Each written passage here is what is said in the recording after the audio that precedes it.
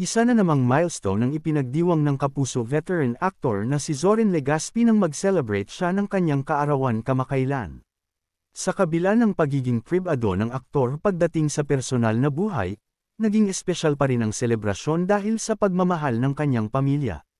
Sa isang Instagram post nitong Biyernes, ibinahagi ng kanyang asawa na si Carmina Villarroel ang ilang larawan at video mula sa intimate birthday celebration ni Zoren.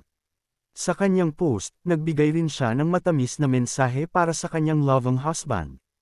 Belated happy birthday, Tatay at Zoren_Legaspi. We love you. Isinulat ni Carmina, na agad namang nagpakilig sa kanilang fans.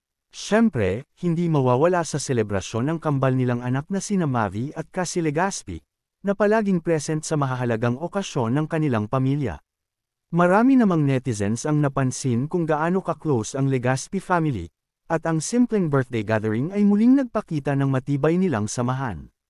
Sa katunayan, ang sweet bonding nilang mag-anak ay nagpaalala sa marami sa iconic moment noon ng sorpresahin ni Zoren at ng kambal si Carmina para sa kanilang engagement at wedding. Ngayon naman, si Zoren na mismo ang nakatanggap ng espesyal na sorpresa mula sa kanyang pamilya. Nakakatuwa nga dahil natutulog pa si Zoren nang gulatin siya ng pamilya habang may bitbit na cake.